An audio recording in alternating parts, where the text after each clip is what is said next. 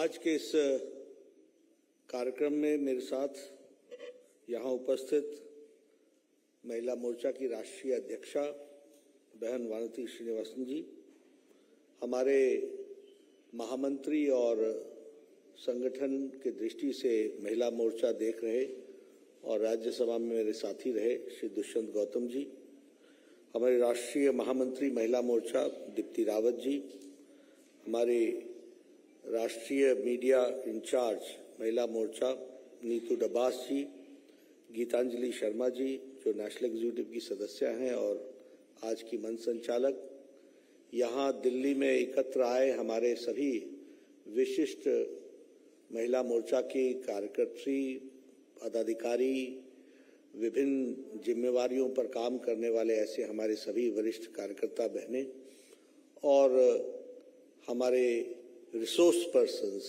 जो इस कार्यक्रम में जुटे हैं और साथ ही साथ देश भर के सभी यूनिट्स जो डिजिटली हमारे साथ जुड़े हैं, विशेष करके 7 स्थान जिनके साथ अभी हमें इंटरैक्शन करने का भी मौका मिला, ऐसी हमारी सभी बहनें।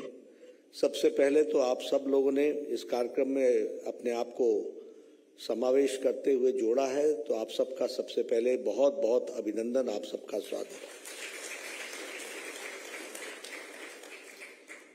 मुझे कुछ दिनों पहले वानती जी ने बताया था कि इस तरीके से हम कमल मित्र की कल्पना को लेकर के आगे बढ़े हैं और इसमें हम प्रत्येक लोकसभा में 200 हमारी महिला मित्र बने, कमल मित्र बने और कमल मित्र आगे चल करके सभी को ट्रेनिंग के माध्यम से कोशिश करते हुए लगभग 1 लाख कमल मित्र बनाने की हमने योजना बनाई है और 15 ऐसे हमारे केंद्र के कार्यक्रम हैं जिन कार्यक्रमों को हम अच्छी तरीके से उसकी जानकारियां दें और लोगों को सजग करें, बताएं, जानकारी पहुंचाएं ताकि इसका ज़्यादा से ज़्यादा हमारी महिला लाभ ले सकें, बहनें लाभ ले सकें। इस उद्देश्य को लेकर के इन्होंने कल्पना मेरे सामने रखी थी। मैंने उसी समय इनको कहा था कि अच्छी कल्पना है, आप इसको आगे बढ़ाइए और आज मुझे प्रसन्नता हो रही है कि राष्ट्रीय वर्कशॉप करने के पश्चात आपने आज इसको कमल मित्र के कार्यक्रम को लॉन्च किया है। इसके लिए मैं विशेष करके महिला मोर्चा को बधाई देता हूं जो उन्होंने इस काम को किया है। आपने इस कार्यक्रम में रिसोर्स पर्सन्स में प्रोफेशनल्स को भी जोड़ा है और नए आयाम के साथ उनको ट्रेनिंग के दृष्टि से आप अपने में समावेश कर रही हैं। इसके लिए आप सबको बधाई और वानती जी को भी इस कॉन्सेप्ट के लिए बधाई, उनकी टीम को बधाई, महिला मोर्चा को बधाई जिन्होंने इस काम को आगे बढ़ाया। मुझे खुशी इस बात की भी हुई कि आपने इस कार्यक्रम को रीजनल लैंग्वेजेस में रजिस्ट्रेशन से लेकर ट्रेनिंग का पार्ट उसको आपने क्षेत्रीय भाषाओं में भी उसको अनुवादित करके करने का प्रयास किया है। यह विशेष करके बहुत ही अच्छा आयोजन है, प्रयोजन है, जिसके कारण ज़्यादा से ज़्यादा लोग जुड़ सकेंगे। मुझे बताया गया कि गुजराती में भी, तेलुगु में भी, मलयालम में भी, तमिल में भी, उड़िया में भी, सभी भाषाओं में आपने इसकी ट्रांसलेशन करके इसकी ट्रेनिंग का मॉड्यूल को आपने जो रूप दिया है उसके लिए भी आपको मैं बधाई देना चाहता हूं और आपको भी बधाई देना चाहता हूं कि आपने आज बहुत अच्छी हिंदी में पूरे देश को संबोधित किया और इस कार्यक्रम को एक तरीके से अच्छा एक संदेश भी आपने दिया है। मैंने 2-3 प्रश्न जरूर खड़े किए। मैं जब वानती जी आई तो मैंने, क्योंकि वो आपको भी मैं उसके बारे में कॉशन करना चाहता हूं, वो ये है कि सबसे पहले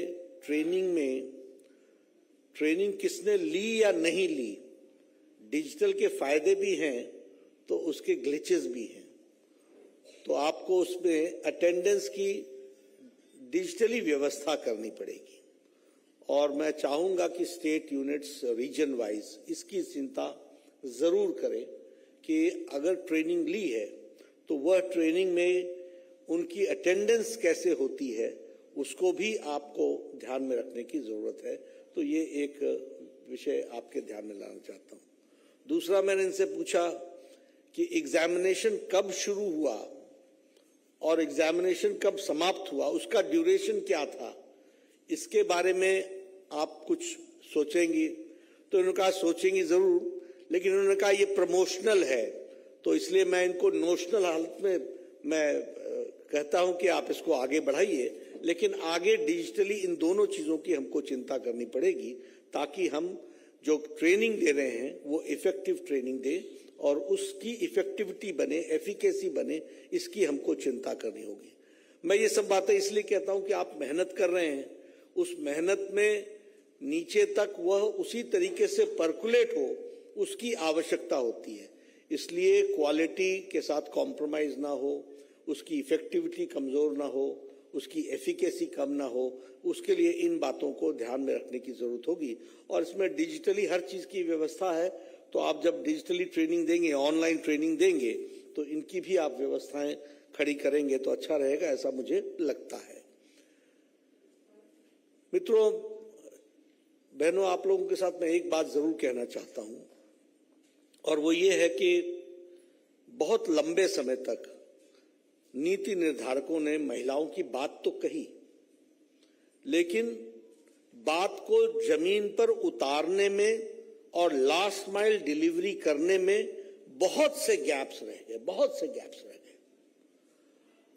आज प्रधानमंत्री मोदी जी के नेतृत्व में हमें खुशी है कि आज सही मायने में इन नीतियों के माध्यम से, इन कार्यक्रमों के माध्यम से महिलाओं का धरती पर सशक्तिकरण हो रहा है। The empowerment of women at the grass root level, जिसको हम कहते हैं ग्राउंड जीरो पर हो रहा है, और इसमें हम लोगों के लिए ये एक अपॉर्चुनिटी है कि हम बढ़ चढ़ करके ज्यादा से ज्यादा महिलाओं तक इन योजनाओं को सही रूप में पहुंचा सकें, ये हमारी जिम्मेदारी है। अब मुझे याद है, मैं स्वास्थ्य की अगर बात कहूं तो एक समय था, योजनाएं तो बहुत थी, लेकिन फायदा कौन लेता था? फायदा वहां पहुंच नहीं पाता था। लेकिन आज हम कह सकते हैं कि स्वास्थ्य विभाग के कार्यक्रमों में हमारी इफेक्टिविटी बहुत बढ़ी। अगर हम टोटल फर्टिलिटी रेट देखें तो वह भी नीचे आ रहा है। अगर हम एमएमआर की बात करें तो वह भी सुधर रही है। अगर हम आईएमआर की बात करें तो उसमें भी बहुत सुधार हो रहा है। तो ये कैसे हो रहा है? ये इसलिए हो रहा है क्योंकि इन कार्यक्रमों की इफेक्टिविटी को बढ़ा दिया गया है, और आप लोग भी अपने कार्यक्रम की इफेक्टिविटी बढ़ाएंगे, मैं बार बार इसी पर जोर दे रहा हूं, तो उससे आपको जरूर फायदा मिलने वाला है। दूसरी बात, अब देखिए, ये भी आपको चर्चा करनी चाहिए। ये डिजिटली आप नहीं कर सकेंगे, क्योंकि डिजिटली तो आप प्रोग्राम के बारे में चर्चा करेंगे। मैं प्रोग्राम के बारे में एक बात जरूर कह दूं कि मैं आया सुबह तो ऑफिस में ये पढ़ा हुआ था, तो मैंने इसको पढ़ना शुरू किया। मैं आप सबसे निवेदन करूंगा कि आप सब लोग भी यह जरूर पढ़ें, इससे आपको बहुत फायदा मिलेगा। बहुत सी चीजें आपके ध्यान में आएंगी कि आपकी भी जानकारी में नहीं थी, और आपकी जानकारी में नहीं थी तो आप नीचे कैसे देंगे। इसलिए इसको भी पढ़ना, ये जो भी हमारे स्टेट्स में भी सुन रहे हैं, सभी स्टेट के यूनिट से मैं निवेदन करूंगा कि इसको रीजनल भाषा में ट्रांसलेट कर दिया गया है, मैंने पता किया, तो इसको ज्यादा से ज्यादा लोग पढ़ें, और पढ़ करके हम अपने कोर्सेज में जब हम चर्चा करें तो उसमें हम उसकी how to enter into the program, कैसे हम उसकी फैसिलिटी ले सकते हैं, ये सब चीजों के बारे में डिटेल बताया गया है। देखिए, जैसे जब मैं कार्यक्रम की बात करता हूं तो आप लोगों ने 15 कार्यक्रम तो निकाले हैं। मैं 15 कार्यक्रमों के बारे में तो चर्चा नहीं करूंगा, क्योंकि आप सब लोग उनको करने वाले ही हैं। लेकिन मान लीजिए मैं एक कार्यक्रम उठाता हूं, जल जीवन मिशन, हर घर जल हर घर नल। अब इसमें मुझे नहीं मालूम कि आप लोगों में से कितने लोगों को गांव में रहने का मौका मिला है, लेकिन मैं गांव से आता हूं। यह कितनी बड़ी ताकत दे रहा है प्रधानमंत्री मोदी जी का यह कार्यक्रम, मैं कभी आपको मौका मिलेगा तो मैं वो आपको वो भी दिखाऊंगा किस तरीके से महिलाएं एक झुंड में पहाड़ों से नीचे उतरकर और एक एक घेला पानी भरकर किस तरीके से वो ऊपर ले जाती थी, वो मैंने अपने आंखों से दृश्य देखा है। और समय कितना लगता था मालूम है? 2 से 2.5 घंटे नीचे जाना, पानी भरना, फिर रास्ते में रुक रुक करके पानी वापस लाना। आज जब हर घर जल, हर नल जल ये कार्यक्रम बनता है तो इसका सबसे बड़ा सशक्तिकरण होता है तो महिला सशक्तिकरण होता है। इसको आपको समझना चाहिए और मैं चाहूंगा कि आप सब लोगों को इसकी चर्चा करनी चाहिए। 3-3 किलोमीटर दूर जाकर के लोग पानी भरते रहे और आज ये जल जीवन मिशन में घर घर पे नल को बढ़ाने के, और इसकी संख्या कितनी है? 9 करोड़ टैप कनेक्शन देने का आयोजन को हम पूरा कर रहे हैं। 9 करोड़। अब 9 करोड़ अब जब घर बोलते हैं तो आप समझिए कि भारत कहां खड़ा था। जब मैं सारी चर्चा करता हूं तो हमारे कांग्रेसी भाई बहुत, उनको बड़ी दिक्कत होती है, लेकिन आप सोचिए सच्चाई तो यही है कि 9 करोड़ घरों को अगर नल दिया जा रहा है प्रधानमंत्री मोदी जी के द्वारा, तो इस 2014 के पहले भारत कैसा खड़ा था, किस तरीके का भारत खड़ा था। और आप मैन आवर्स जोड़ लीजिए, अगर 2.5 घंटे 2 घंटे एक बहन को प्रतिदिन पानी लाने जाना पड़ता हो तो कितने घंटे होते होंगे और कितना समय उनका जाता होगा और कितने नुकसान होता होगा। मैं ऐसे ही जब मैं पहली बार एमएलए बना आपको सुनाता हूं, तो मैं गर्मी में निकल गया, एक पहाड़ पर गया जो मेरी कंस्टिट्यूंसी थी, तो एक बूढ़ी महिला मिली। मैंने कहा नमस्ते। कहने लगा हाँ हो गए तुम्हारे दर्शन? मैंने कहा जी आ गया मैं। मैंने कहा क्या कोई तकलीफ है? तकलीफ पूछ रहे हो? ये देखो मेरे सर के बाल चले गए घेला उठा उठा करके। ये मेरे साथ बीती हुई घटना आपसे मैं शेयर कर रहा हूं। पानी के लिए हमको वहां जाना पड़ता है। खैर मैं एमएलए था, बाद में मंत्री बना, मैंने उनकी योजना करके पानी पहुंचाया, बहुत खुशी हुई उन लोगों को। लेकिन ऐसा भी भारत हमने देखा है और यहां महत्वाकांक्षी योजना प्रधानमंत्री मोदी जी लेकर के आए हैं कि कोई घर बिना नल के न रहे और नल बगैर पानी के न रहे, जल के न रहे। इसको हमको समझना। उज्ज्वला योजना की बात, ये भी मैं गांव से आता हूं इसलिए आपसे मैं शेयर करना चाहता हूं। लगता तो बड़ा आसान है, हमारे जैसे लोग पढ़े लिखे इंटेलेक्चुअल जो होते हैं वो यहां पर आंकड़े गिना देते हैं, कहते हैं 9.5 करोड़ हमने गैस का कनेक्शन दिया और गैस का कनेक्शन पहुंचाया। लेकिन ये गैस का कनेक्शन ही सिर्फ नहीं है। गांव में उज्ज्वला योजना से पहले बहनें सुबेरे 5 बजे उठकर अपने दैनिक नित्य क्रम से फ्री होकर जंगलों में जाती थी, जंगल से लकड़ी काट के लाती थी, लकड़ी काट करके चूल्हा जलाती थी। और आपको पता नहीं मालूम है कि नहीं है, एक उसको हम लोग फूकनी बोलते थे, है ना, उससे फूक फूक करके और उसको फूकने के बाद जो धुआं उठता था वो सारा धुआं अपने छाती पर यानी अपने लंग्स में लेना और एक दिन में कम से कम 200 सिगरेट के बराबर का धुआं वो इनहेल कर लेती थी। पल्मोनरी डिजीज, लंग की डिजीज उनको होती थी। और आंखें अलग से, मतलब रसोई से बाहर निकले तो पहले तो पानी डालें और बिल्कुल पानी पानी हो रहे होते थे। ये दिन हमने देखे हैं, इस तरीके की स्थितियां हमने देखी हैं। और अच्छा, लकड़ी अलग कटती थी, जंगल अलग कटते थे। अच्छा, और भी उसमें क्या होता था, वो सुबह 5 बजे जब वो काटती थी तो पड़ोसी उठ जाता था कि ये मेरा पेड़ कट रहा है या तेरा पेड़ कट रहा है, झगड़ा उस पर भी हो जाता था। यानी वहां से लेकर के आज नंबर कितना है, उज्ज्वला योजना में 9.5 करोड़ लोगों को गैस का कनेक्शन दिया गया है। और ये ऐसे नहीं बांटा गया है, इसमें आप पढ़ लीजिएगा, जो लोगों को जरूरतमंद लोगों तक पहुंचाया गया है।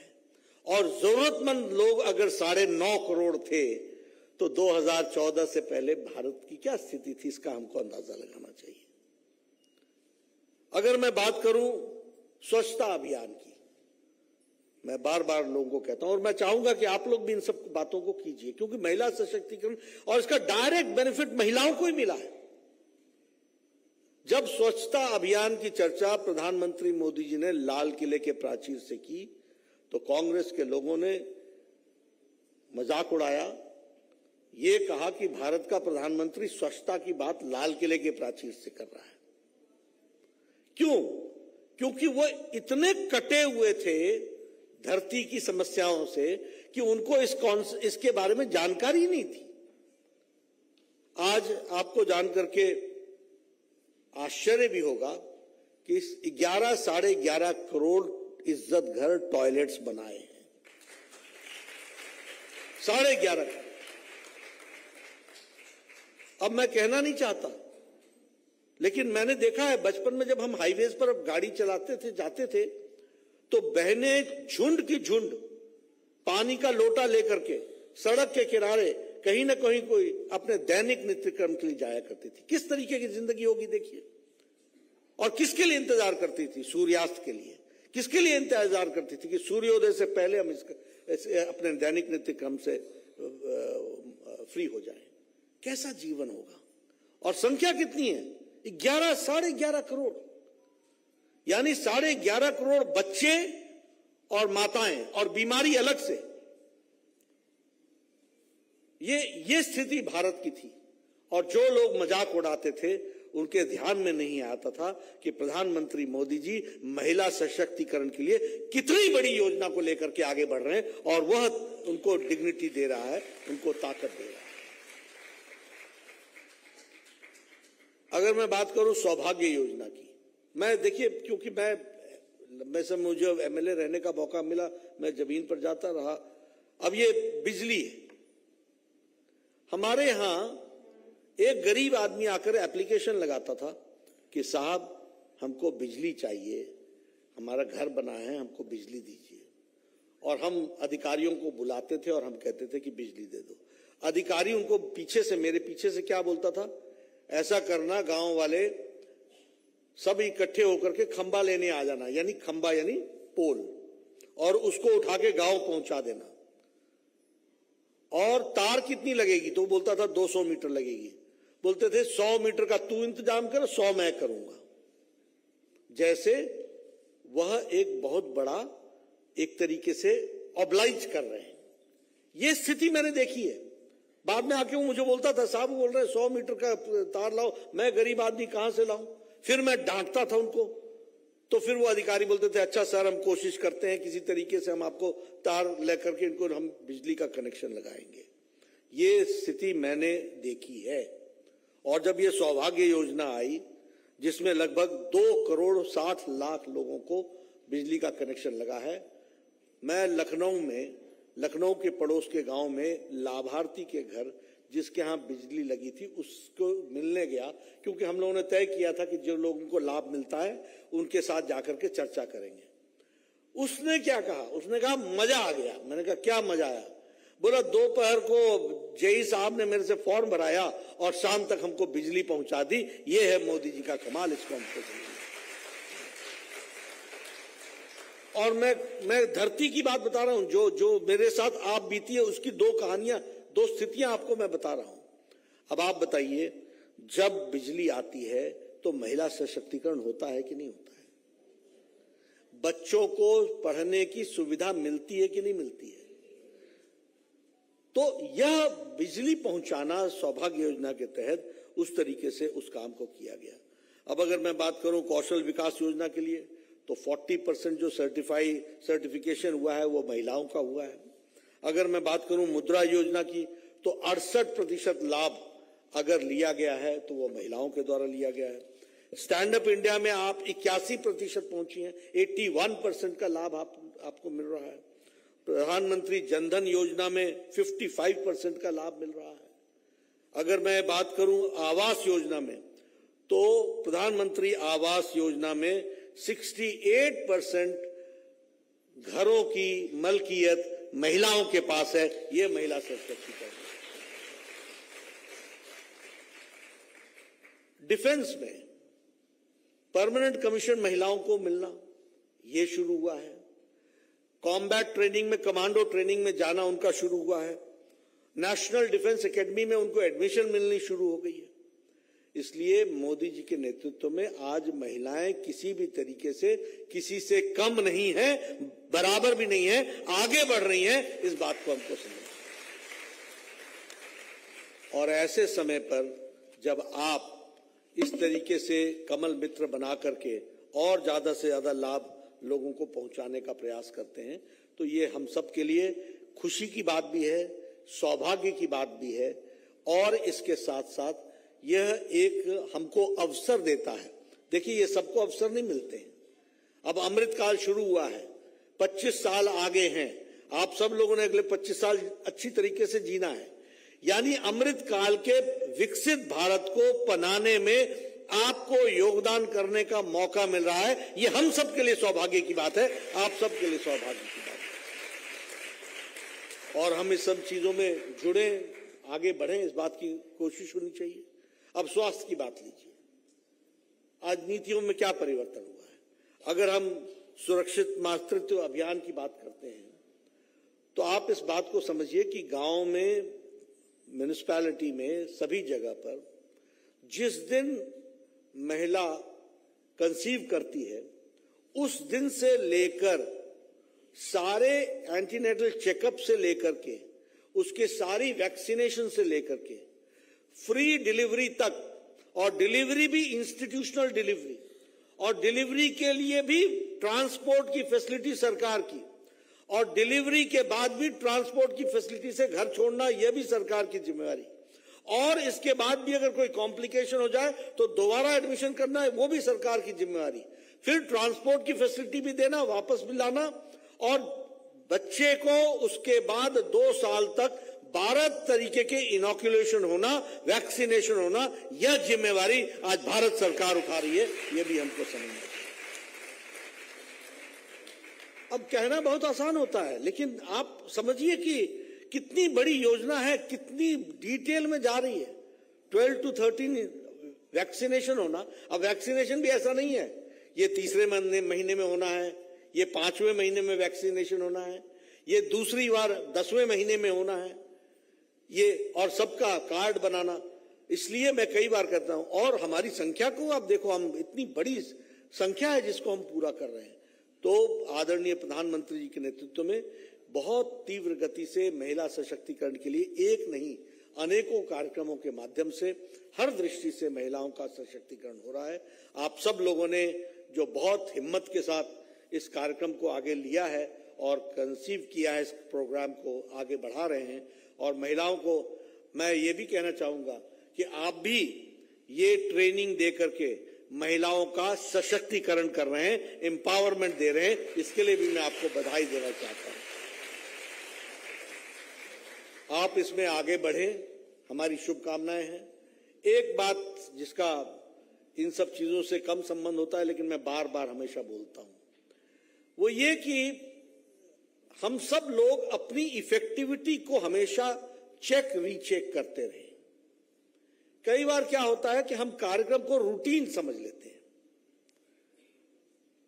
हम उसके लिए मेहनत नहीं करते हैं, हम उसमें और क्या इंप्रूवमेंट होता है उसको हम नहीं देखते हैं, उसमें क्या एडवांसमेंट हो सकती है उसको हम नहीं चिंता करते हैं। तो क्या होता है कि हम काम भी कर रहे हैं, लेकिन जो काम आप 5 साल पहले कर रहे थे वही काम आप आज भी कर रहे हैं। एक तो हमेशा हमको इनोवेटिव रहना है। अगर इनोवेटिव रहेंगे तो आप फ्रेश रहेंगे, आप में ताजगी रहेगी, आपके सोच में कुछ न कुछ चलता रहेगा। दूसरा, जो भी काम हम ले रहे हैं उस काम को हम कितने इफेक्टिवली कर रहे हैं और कितना उसमें से रास्ता निकला है। जैसे मैं वानती जी को बोल रहा था कि मैं 2 महीने बाद मैं मॉनिटर करूंगा कि ये कार्यक्रम पहुंचा कहां पर, कितने लोग हुए, कितने सर्टिफाइड हुए।